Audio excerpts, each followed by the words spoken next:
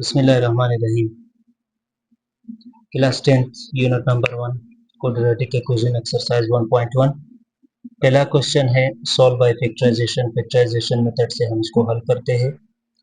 पहला सवाल है, बल्कि तीसरा सवाल है 3x² plus 18x plus 15 is equal to 0।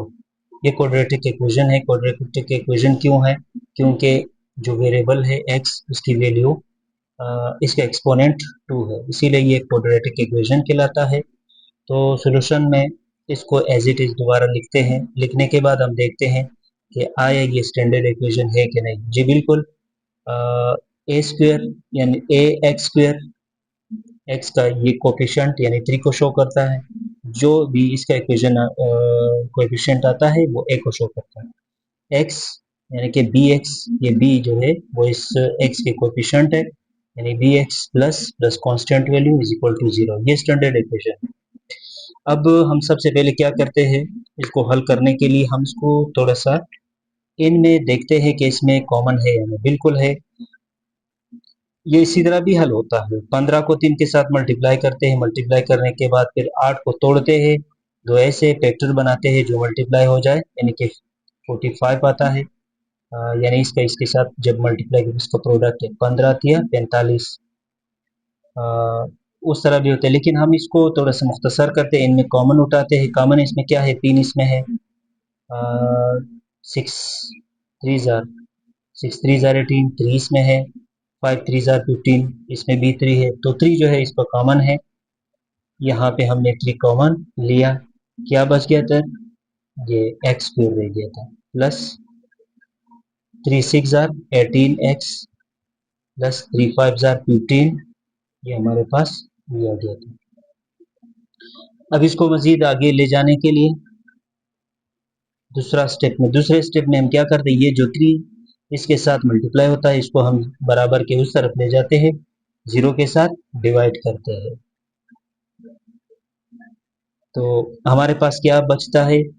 x2 plus 6x plus 5 is equal to ये वाला 0।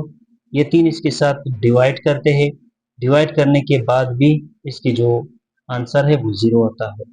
तो फिर से नेक्स्ट स्टेप में x square plus 6x plus 5 is equal to 0। अब क्या करते हैं, पहले की तरह 5 को इसके कोफिशिएंट के साथ मल्टीप्लाई करते हैं, तो 5 1 जार 5, ये हमारे पास 5 आ गया था। जब 5 आ गया था, एक्स स्क्वायर, यहाँ पे हमने दो ऐसे ही, यानी 6x से हम 6x को हम तोड़कर दो ऐसी नंबर लाते हैं जो मल्टीप्लाई हो जाए, 5 आ जाए, और जमा हो जाए तो वो 6 आ जाए। वो हमारे पास क्या होते हैं? 5x प्लस x, 5 1 जार, अच्छा 5 1 जार 5 एक्स स्क्वायर आता है, ठीक है। 5 1 jar 5 x square, x x x square. अगर हम इसको जमा करें, जमा जमा जमा, 5 और 1 6x, वही आ गया था। तो ये वाला 5 इज इक्वल टू 0। अब हमने इन दो वैल्यू के बीच में ये और ये, और इन दोनों में हमने कॉमन लेना है। तो इनमें कॉमन क्या है? x कॉमन लिया, एक x यहाँ पे रह गया, और प्लस एक x हमने यहाँ पे कॉमन उठाया था, यहाँ पे 5 हमारे पास आया, प्लस इन दोनों में कॉमन क्या है? 1 है, और क्या बच गया था? x प्लस 5 बच गया था, इज इक्वल टू 0।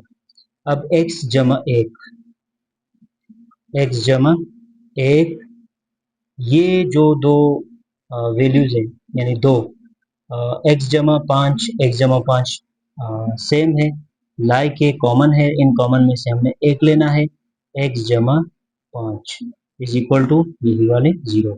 इन दोनों में से हमने एक लिया था। अब हमारे पास एक्स जमा 1 जो है वो भी बराबर है 0 के, और एक्स जमा 5 वो भी बराबर है 0 के।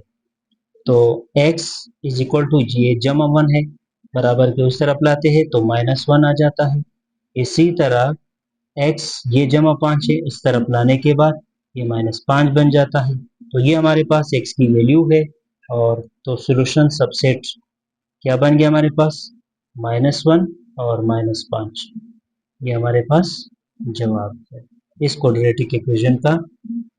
क्वाड्रेटिक इक्वेशन में जो x है, x की वैल्यू जो है या तो -1 और -5, ये जवाब आ गया।